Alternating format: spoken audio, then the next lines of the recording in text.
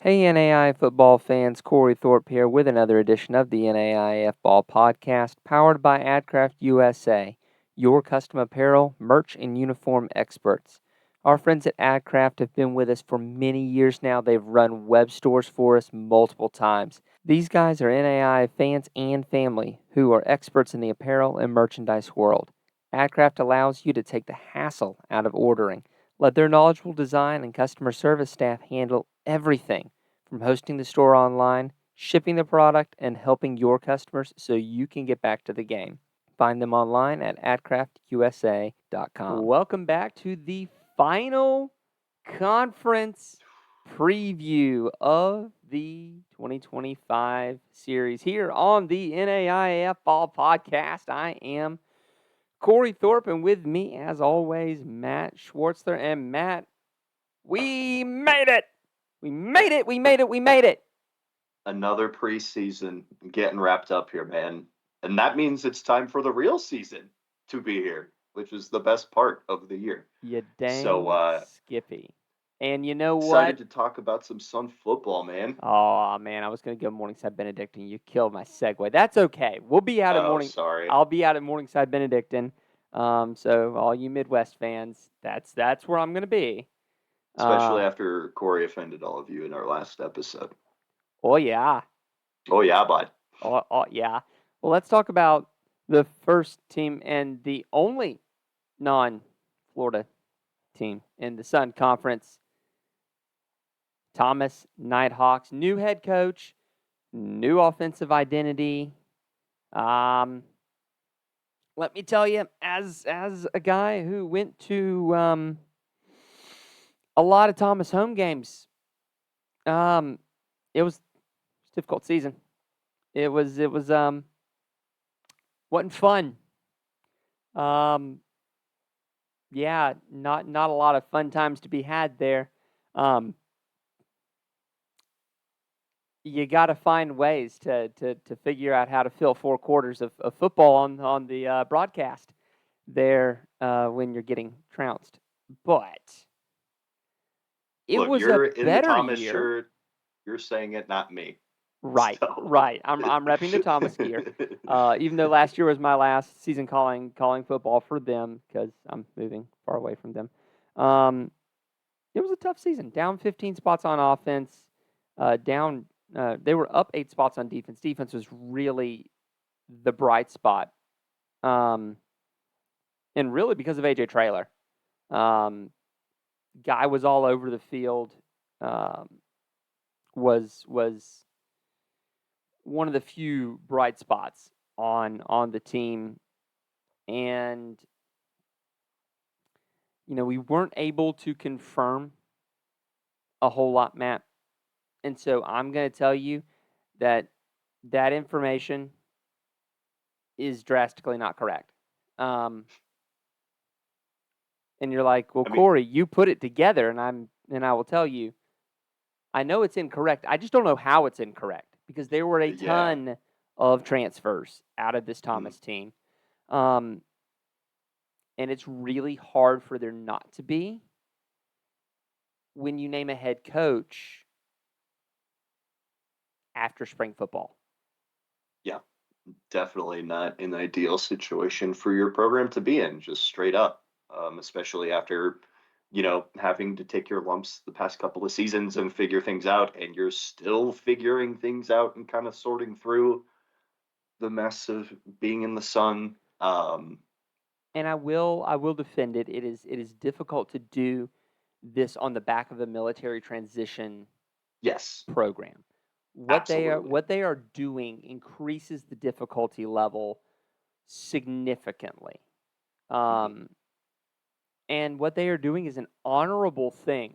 And I'm not knocking the fact that they are trying to help veterans transition back to civilian life while they get their degree. That is absolutely 100% a really, really cool thing. It's just really hard to pull off well while also win football games. Mm-hmm. And so Thomas, I think, I think next year is going to be tougher. Mm, I hate to say it. I mhm. think 2025 is going to be their toughest year. Now, Matt, the only team that Thomas has ever beat, Mm. Would that happen to be the next team we're about to talk about? yeah, it's the Warner Royals. Mm, Um, happened last year. As we go through this, I'm going to point out something very interesting kind of here at the start. These teams in the 2025 the pre-2025 offseason are in the exact same order by SP Plus that they were in the pre-2024 offseason. That is that's a first. it's like they knew. They lined it up just for our notes, Corey. It's very nice of them. It really is nice of them. Dahlia Burke's coming in for his fourth season. Warner wasn't. They were right there with Thomas. I mean, that game between the two. You know how when you have two undefeated teams together and you say, well, someone's got to lose. Hmm. That game felt like someone has to win. It's true. Well, technically not. They could have tied. They could have tied. We'll get to that later on in this podcast. Oh no. Oh yes. Oh yes. It's another tough year for Warner. Um, Yeah. your big bright spot, Evans Valcourt, is was a senior, has graduated, and got some holes to fill offensively. Not just him, quarterback and running back too. Yeah. I think on the flip side of that, I think Warner defensively is at least going to be in an okay spot. In terms of production, they bring back a good chunk of those guys. I think something that they will need to hang their hat on, especially when you had the 92nd ranked SP Plus defense last season. Like you're going to need those guys to step up immensely, especially as you get your returning quarterback uh, trying to find new weapons to distribute the ball to. Yeah, it's gonna be a tough road to hoe. Not, I mean, this conference is really good.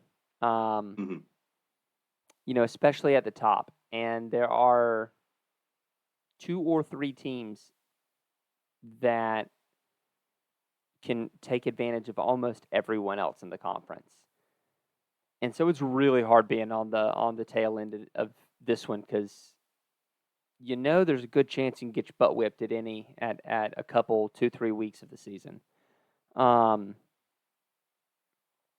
oh look, now you see the other team. I was on the wrong screen. Oh well. Next up is Ave Maria. Joe Patterson entering his 10th season at the head of the Gyrenes. That's a big marker. Um, and this is a team that from time to time can definitely come out and bite and punch up, can bite you in the tail, as evidenced by their mascot there. That bulldog had a tough time offensively last year.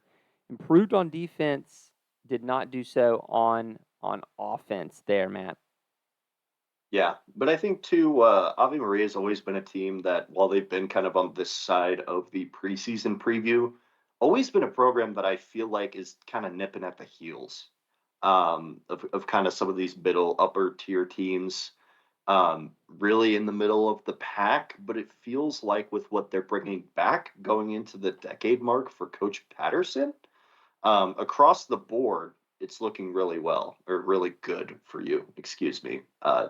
Not proper English there. I apologize. Um, but also defensively, it's really interesting because you also bring back a lot of those guys. Now, I will say the big issue is that a lot of your heavy hitters are gone. Definitely something to consider. An athlete like Roman Newkirk is a guy you're going to miss immensely Yep. next season. A running back like Brian Stinke is somebody you're going to miss next season. And especially, Willie Jackson and John Surin on the defensive front, two major contributors. But like I said, the good news is that the rest of your core is still there intact. Yeah, I've watched Andrew Leger work. He's a very serviceable quarterback. You are going to miss Stemke. That's Mhm. that's that's a good. That was a great weapon for you. Um, but you are correct. Ave Maria could and has, when they've been senior laden, come up and bitten some folks there, and that could be the case this season. Next up is a team who gave several of the top half of this conference all they wanted in the back half of the season. That's the Weber Warriors. Matt, they've held serve, no change overall in SP plus, up 2 spots offense and defense. But I'm gonna tell you, watching them play down the stretch of last season, they gave Kaiser every bit of what they wanted. They almost beat St. Thomas, and they almost beat Southeastern, all in the back half. This is a team you cannot ignore. Coach Potocny, I'm sorry, Coach. I'm always going to screw that name up. Um, is doing a fantastic job over there, and it's hey, you got a lot of reasons to be hopeful if you're Weber this season. Even with last season being similar to the year before, it feels like the floor for this program has been rising over the past few seasons. It really feels like they are building something that is increasingly stable. And I think you're going to see them reap some of those rewards going forward. I think they are decently confident in some of the guys they're bringing in recruit wise, which truthfully for this team, you're going to have to. Yeah, Because frankly, like on the offensive side of the ball, you're going to need new weapons, especially with Terry Weems Jr. leaving. Um, Big piece of your offense there that you're going to have to replace, and Keon Dickens, another one who you're going to have to uh, plug in somebody new there, which will be interesting to see what they do. yeah. We look at their offense as a whole. You do return Trent Grosjean, and you return a heck of a lot of your starting offensive linemen. Other than that, it's not just Weems and Dickens that you're replacing at their respective positions. There's a few of the depth pieces that they're Mm. also losing that they're going to have to replace. Yeah, and Um, that's really where you get tripped up, yeah, especially with receivers, because there's so many guys you need to plug in to be able to run some of these concepts that if you don't have the depth, it's going to bite you. and honestly, the defense is going to be the same way. You got to find some DBs. You got to find some defensive linemen. But I think you'll be fine at linebacker with KK Morrell there. This is going to be if Coach P is able to hold serve again and able to kind of build up this team a little bit more in terms of depth over the next season. We've said it a whole bunch across these previews. If they're able to hold serve with what they're losing, I'm very positive about what 26 looks like. Weber's definitely in that category. Absolutely. And I think too, this season's really the test of, I mentioned that floor for your programs rising. This is where what you've built is going to be in the storm a little bit, especially going into your fifth season as the head coach for our buddy Eric. It's going to be really interesting to see how rock solid the foundation is because you're going to get some 60-mile-an-hour winds blowing at you. And we will be back with more after this on the NAIF Ball Podcast. So you want to create and sell custom merch for your team or business. That's exciting, but where do you begin? How much inventory should you order? How do you distribute orders? AdCraft has your answers. Streamline the way you offer custom merch by utilizing our risk-free web store service. We ship directly to each customer, and we have the fastest turnaround in the game. Raise funds for your team or get merch to your employees and patrons. Contact AdCraft today, and let's bring your merch to life. They are so good at what they do. We say it every week, and it by this point, we don't want you to get rocked to sleep by just how fantastic our sponsor is in AdCraft. An incredibly good sponsor to have. They make a great product at a great price. NAI guys, you won't find more hardworking, creative people than those folks over there when it comes to getting web stores set up. They take care of you, and they do it right. Matt, the top half of this year's Sun Conference is it's interesting. It's there's a lot of different interesting storylines going on here, and honestly, it starts with Florida Memorial, who in I think it was 23, they had that serious glow up. They came up like 40 places in SP Plus. They were phenomenal. No one was giving them any love. They come up another 11 spots in SP Plus. And you have a promotion here of Michael Jones entering his first season, guy who's been with the program. You talk about Weber as a high floor team. Florida Memorial is a high ceiling team with a low floor. Yeah, it's really interesting to see too with the season they had last year, especially on that offensive side of the ball. It was a sneaky, really good unit.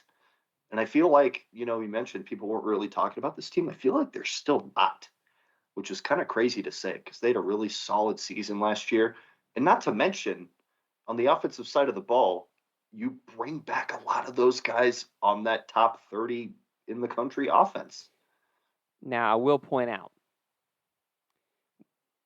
the linchpin, which is apparently my word of the day, of that offense was Walter Wilbon.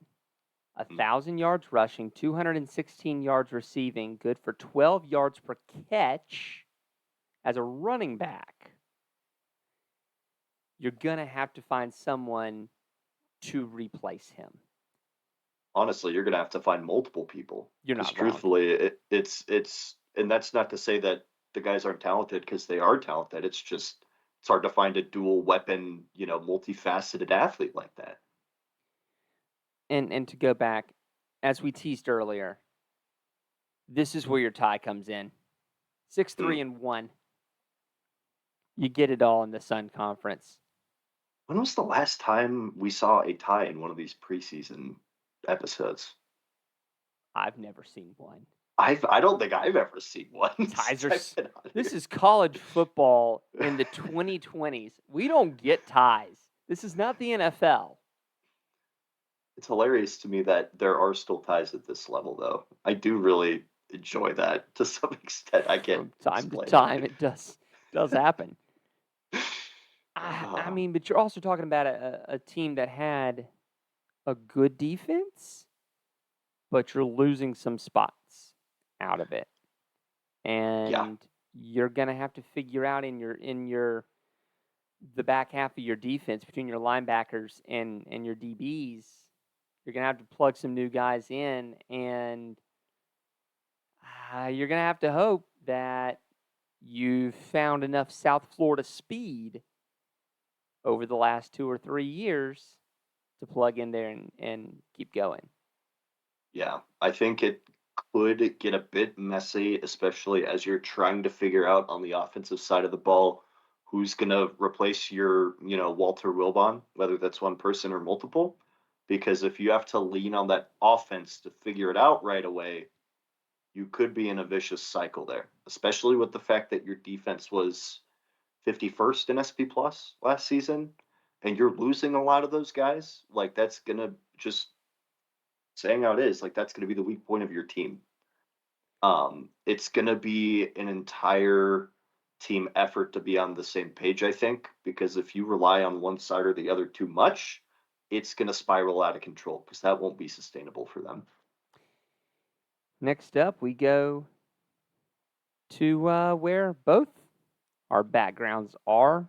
Lakeland, Florida, the home of the Southeastern Fire. And Matt, this team came out of absolutely nowhere last season. We've said for years to watch out whenever Southeastern decides to wake up. They woke up last year. And Yeah, by Jove, didn't have a very good offense, but that defense was elite. And this team might should have made the playoffs. yeah. I feel like we talk about teams like Southeastern in the same breath as we talk about the Southern Oregons of the world, Mm-hmm. just in that these are sleeping giant programs that at any given moment can have it click. And when it clicks, it's scary. And we saw a bit of that last year from this team. That defense was absurd. They were really, really, really good. Um, and I'm curious to see too, especially with they bring back half of those guys on defense. Your linebacker room is loaded, and you bring pretty much all those dudes back. It's gonna be fun to watch that linebacker unit specifically get after it. Yeah, there's no doubt. You got a couple of really good DBs there between Vincent Brown and Jamil Jones as well that are coming back. You've got an all-conference guy at every level. So you've got a guy who knows what he's supposed to do and can do it well, who can help teach anybody that's coming on and help bring them and on-ramp them.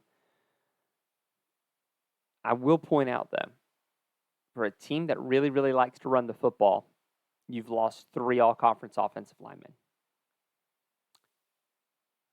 You've also lost your quarterback, who's transferred to Kansas Wesleyan.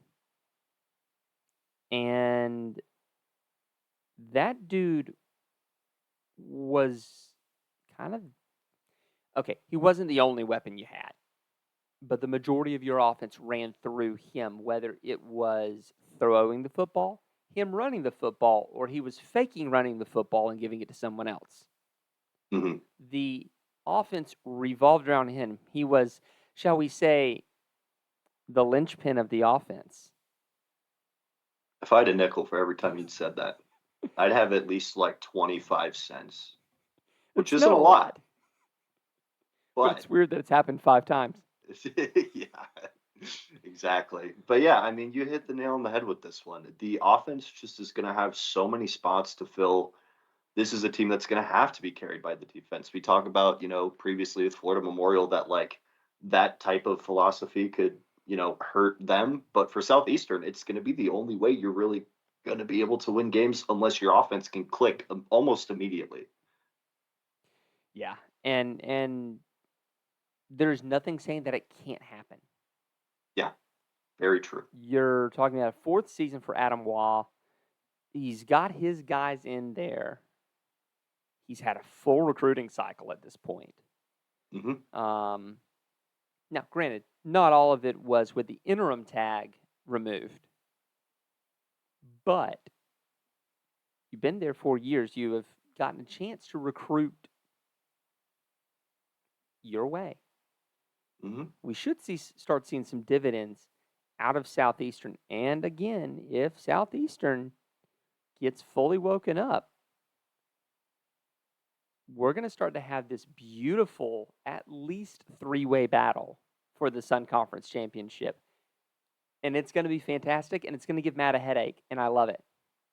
Yeah, that's like what the NAIA is best at, it seems, is giving me migraines. Um, but that's fine. That's why we love it. And like I said, man, at the end of the day, this defense is so good that they are going to be in a lot of games whether the offense looks great or not. That is just the way it's going to work. They're going to win quite a bit next year, I think, still. They're probably going to have a top 10 defense again. It would not surprise me whatsoever. It's just a matter of how fast can they get the train moving? How fast can they get the wheels chugging, the momentum going? Because the other teams in this conference certainly, if they have anything to say about it, you know, um, could be tough sled. Yeah, and I mean they played Kaiser hard, Hmm. almost beat them playing keep away. They did the Yep. same with St. Thomas, who 2 years ago they had that high water mark. Hmm. Last year, it's really hard to say that it's a down year when you were 20th in SP Plus, but you fell 13 spots overall, including 11 on offense. And maybe the Bobcats are gearing up for another run because you do bring back Keely Watson and David Hayes. Absolutely huge for your offense. But also, I think you're about to get to it.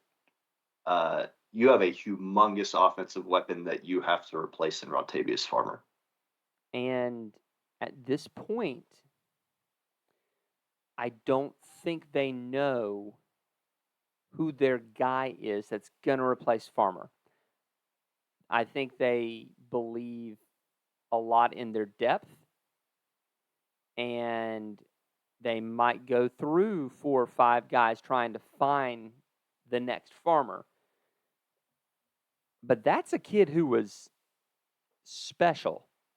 Hmm. That's one of the best running backs I've ever seen at this level of football.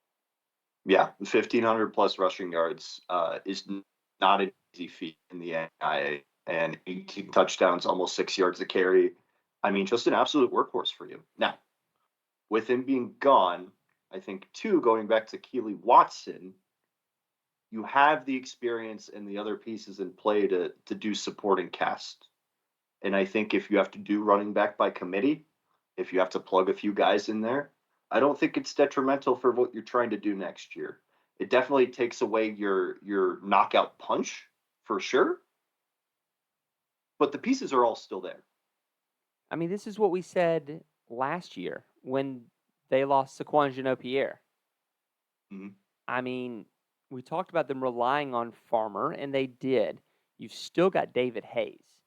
You're just going to Yep. have to figure out who's going to complement Hayes because the other teams in this league are too good defensively to only have one guy to throw it up to. You've Yes, got to have other absolutely. options. Um, Hmm. Additionally, defensively, you're losing first teamers at each level in Engler, Wilson, and Walker, which not to discount what Walker did, because my guy with 6 interceptions and 6 pass breakups, that'll do. But Engler and Wilson knew that defense backwards, forwards, and sideways, and could probably do it in their sleep. And those are huge leaders on and off the field Hmm. that you're going to have to replace. This is a big season for Coach Bill Reichel. You're losing a lot of your keystone players that you were able to recruit and grow over those first 6 years.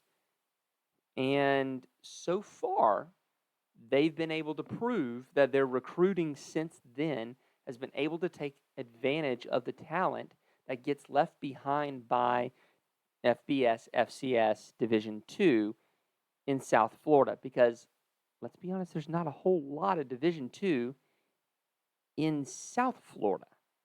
Hmm. You've got UWF in Pensacola in the north part of the state. That's literally 10 hours plus away. And not Um, to mention that is like top end D2 program as right, well. So even they're 100%. going to have guys slip through the cracks. Yep. Honestly, there are enough guys who slip through the cracks for both St. Thomas and Florida Memorial to have excellent athletes and probably Hmm. still have some left over. Yeah, I think the big thing for St. Thomas this year, you touched on it, but the depth. This team has proven time and time again they have the depth to be able to take these hits.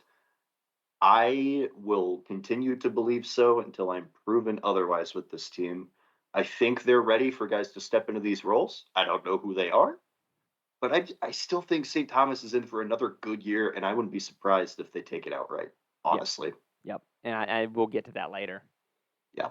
because the last team on this list is your national runner-up, Kaiser, and they were down from 2023, especially on defense. Um, it's not just the numbers; it's the eye test proved that. And we're not just saying that because they got beaten by Grandview. Um, was this still an elite team last year? Yes, Absolutely. but they were not far and away elite. They still had really, really close calls against Southeastern and Weber, which 2023, that title winning team, did not. Um, and it is now time for Miles Russ to show off his ability to recruit from being recruiting coordinator and now head coach. We keep talking about depth and replacing players, and it's not going to be anywhere. All the other teams we've talked about, nothing's going to pale in comparison to what you've got to do with Kaiser to stay at an elite level next year. Yeah. Um, Definitely a case where, like you said, this was an elite team last year, but the cracks showed as to where the year prior they did not. Now, Shea Spencer coming back is huge for you. Yep. Obviously, there were some question marks with him last season, especially in the postseason, just injuries and all that other stuff. But him being back for you is humongous, along with two first team all conference alignment. Now, Also, granted, another big step. Guerrier is not going to play for at least the majority of the season. Picked up an Mhm. ACL injury in that title game. You may see him down the stretch run, which could be really huge for an O line that might be a bit banged up by then. We don't know. That Mhm. could be a really nice piece to plug in down the stretch, but you're not going to see him at first because Yep. of the injury. And it'll be curious to see how big of an impact that has on it, on their offense, because I think too, without Andrew Burnett there, it's gonna be a bit easier to spot if the O line is struggling, Now, if that makes sense. now, granted, you still do have Jaden Miller, who Correct. was pretty darn good Hmm. last year, becoming the second piece of Kaiser's very traditionally two-headed running back monster. Yes, and we were Um, saying the same thing about Burnett a couple of years yep, ago, with right? Meisinger, Yep. 100%. Comes out of Hmm. nowhere. Kaiser's going to find another guy Yep. to put alongside Miller. But one thing, and it won't show here on this screen, but I'm gonna run down this here real quick, kind of just to point something out. Andrew Burnett, Jr., Rafina Van Gates, freshman, Byron May, freshman, Justin Carcel, sophomore, C.J. Gilmore, sophomore, Kinsley Johnson, junior, Nico Cavanillas, junior. This team got torn apart by transfers, Yeah. and I hate it because you've worked so hard to Hmm. build this monster of a team. Only, and do I fault any of these kids individually? Absolutely not, because they are looking to get a shot at, for most of them, a bigger, better school that is going to pay for more of their education. It's Hmm. going to be a better decision for them personally to be able to pay for school and to start their career in something other than football without an absolute ton of student loan debt. I don't fault these kids. It's just really hard when you see it all in total. Yeah, I think too at the NAI level, it hits a lot harder, especially because it's just more of a traditional style and outlook of program and conference and the sport in general, as to where transfers and the portal, like, it's not as big of a thing as you'll see at NCAA Division Two or Division One. Yeah. So when the portal picks apart these teams, it's like, whoa, Yeah. like it really stands out. And I think Kaiser is a team that will be able to reload. It's just a matter of how much can you reload with how many spots you have to fill. And even Right. then, with how many depth pieces you have to fill. 100%. It's really rare that you see minority here, but you've got spots to fill at running back, at wide receiver. You have an a ton of spots to fill at D line. Tyler Logo is like one or two um, of the D line that's coming back. Mhm. You've only got like one or two, as opposed to a ton that have left. It's like 5-ish% of the available D linemen that you had last year, and a minority of your DBs. If Miles Russ is able to make another deep playoff run, he should be coach of the year. Mhm. With what he's had to deal with, if he's able to make another deep playoff run, that's going to be absolutely insane. Mhm. So Absolutely. then, Matt, we said a couple weeks ago we were going through the mid states, mid east, and we talked about Indiana Wesleyan. Kind of a similar situation, except for theirs was more graduation. And I made the point, I said Indiana Wesleyan has enough um, space from the field to be able to lose all those players and still win their division. This is not the Mid States Mid East. I don't think Kaiser has enough space from the field because St. Thomas is a darn good ball club. And I Yeah. think they take the step up this year and they take the Sun Conference outright, um, as they've been going for the past 6 years now.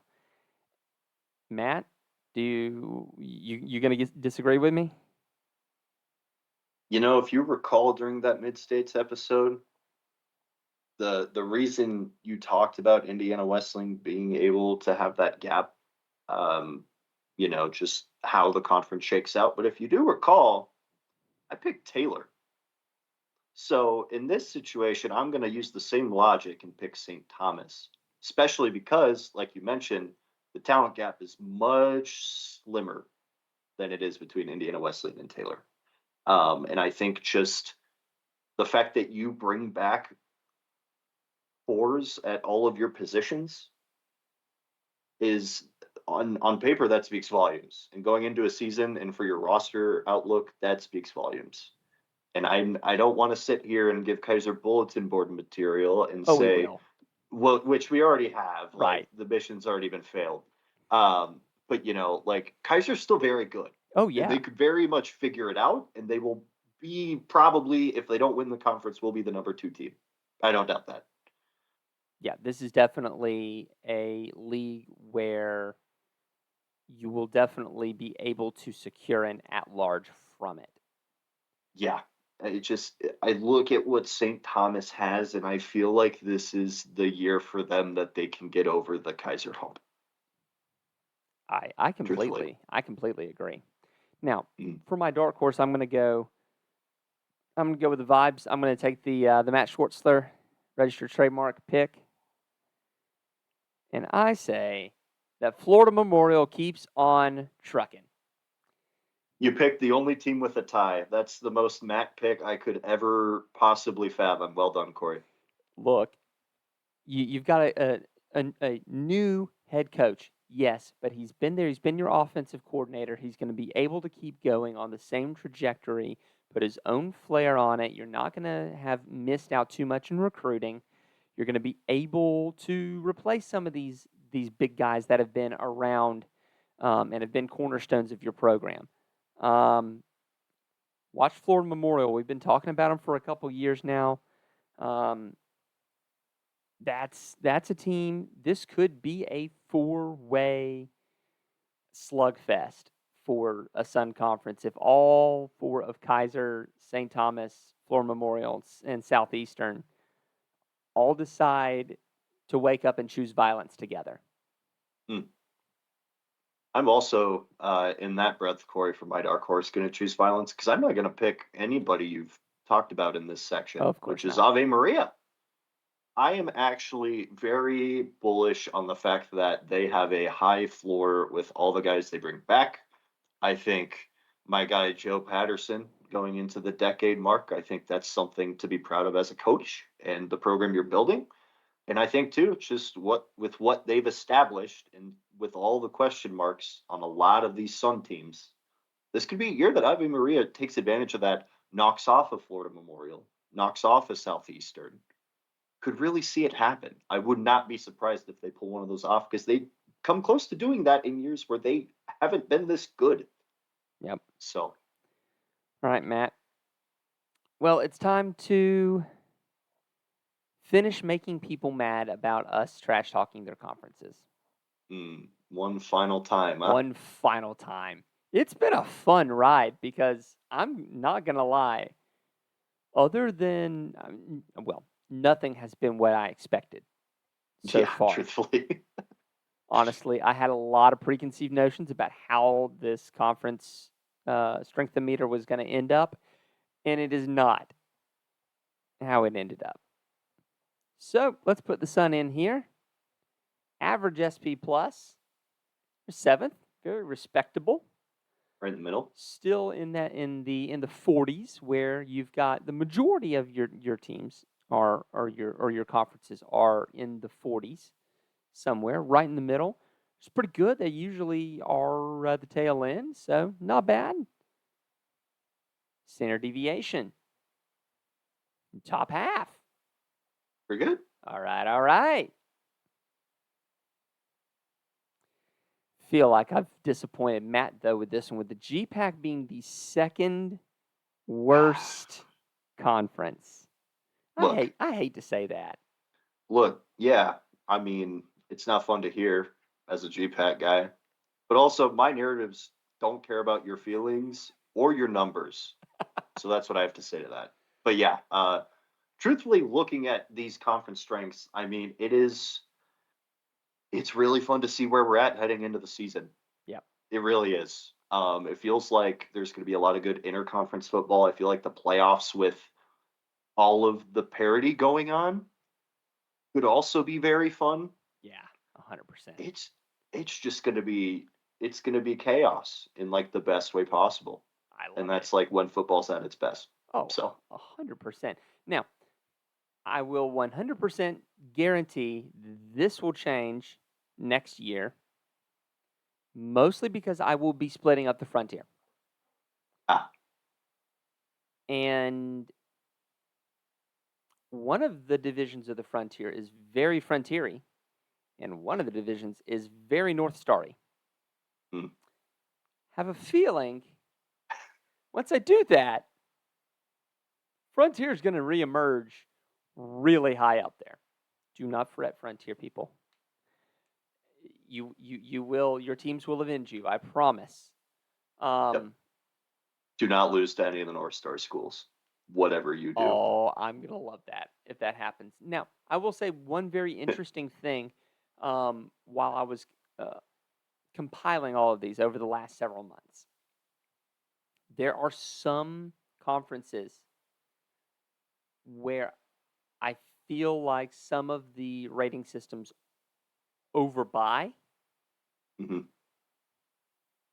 Massey, I think, oversells the Sooner. They were about 30 places off of SP Plus in some cases, I don't know that that's warranted. Yeah. At the same point, seeing the Sooner way, way, way above either the Hart schools even makes me a little nervous. 'Cause that seems weird to me. Yeah. I think so. I think Massey has also just overall been very interesting in these preseason rankings. There's been a lot of variance there. Yeah. One final note on it is I would like to call attention to the AAC. They have been the absolute butt of conference strength ratings for every year we have done this. And through the strength of standard deviation, where they're first, they've managed to be 8th overall. They've been last. They have managed to band together and be 8th. And like we say about a lot of these teams at the beginning of our podcast, there's nowhere to go but up. The AAC took that to heart this year. And by Jove, they went up. They did. I think Reinhardt's back feels a little lighter. No, because they think they need to be back on top of the conference Oh, yeah. and Fair. driving that standard deviation back up. Yeah, you make a good point. That being said, Matt, we made it. We made it. We made it. Next week,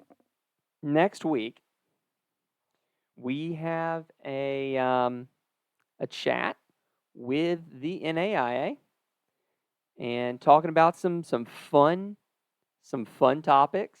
There are a couple changes to the playoffs this year, not like how it's done, but how it's selected and some of the factors that go into it that I want to ask them to explain it to me like I'm 5. Because I want to hear it so that I can explain it to all of y'all.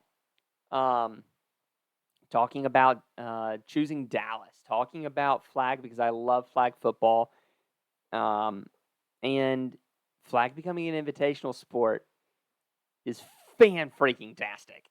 It's That is, awesome. it's phenomenal, and it makes me giddy to know that flag made invitational, and then you don't have to have any more teams. You just got to stay the same in order to become a championship sport, which means that within a few years,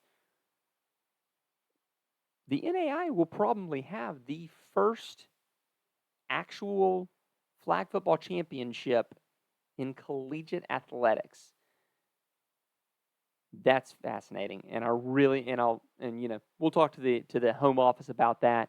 So you will not want to miss that. That's going to be fantastic. And then And then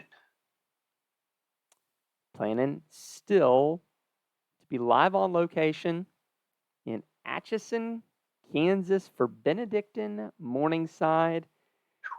That's going to be so much fun. That's going to be a whole lot of fun. A brawl. Yes. Gonna be awesome. And all I gotta say about flag football is look, if it becomes a championship sport and you see me coaching the Dakota Wesleyan Tigers women's flag football team in the championship game, don't be surprised. I told you right here, right now that it's gonna happen. So you got to beat Ottawa first. They've ooh. already won one for the thumb. Now they're trying to win ones for the other hand. Ooh. Okay, I'll get back to you on that. let me reshuffle my notes a little bit. We'll see. But yeah, it's going to be a terrific season of NAI football coming up. It's going to be a terrific flag season. The postseason is going to be very fun this year. Excited to see how a national championship in Dallas looks. That's going to be so sick. Really cannot wait for this season to get started. I think it's the most excited I've been for a season. Not that I'm never not excited, but like this is the most excited I've been in a few years. 100%. Truthfully. And a couple of folks that we have to thank before we actually get to our patrons. UEN, Urban Edge, is going to be our partners this season in helping us be more on campus and at games this season. Looking forward to doing a little bit more traveling and coming out to places, a lot more places than we have been able to do in the past. So keep your eyes on UEN. Go ahead, download the app. They're going to have an absolute ton of football, more conferences. Little birdies tell me maybe about to announce with UEN. So, you know, we have said for so many years, we have ranted and raved on our live show about paid streams, and UEN is doing their darndest to end the scourge that is the paid stream. And It's I'm here wonderful. for it. Yeah. The other folks we got to thank are the Headset app folks. A fantastic idea. It can cost you an arm and a leg, $62,000 for 10 traditional headsets. That's a lot of money. And When how many of those get chucked by coaches? 100%. Gotta account for that. When you have this device in your pocket that you can use to talk to coaches in a secure manner, just got to have the app. It's a whole lot cheaper than $62,000. I can tell you that for free. Different channels, listen only channels. Man, they do it. They do it all. Take a look at our friends at the Headset app. They are making life easier for coaches and stepping game day communications into the 21st century. They're also doing stuff for baseball with PitchCom too, which is really super cool. Yeah. So, and then we, of course, end with my favorite part, the patrons. If you want to support what we do at NAI F-Ball, go ahead and become a patron. This is how we pay the bills, keep the lights on, and are able to do cool things and keep NAI football going strong.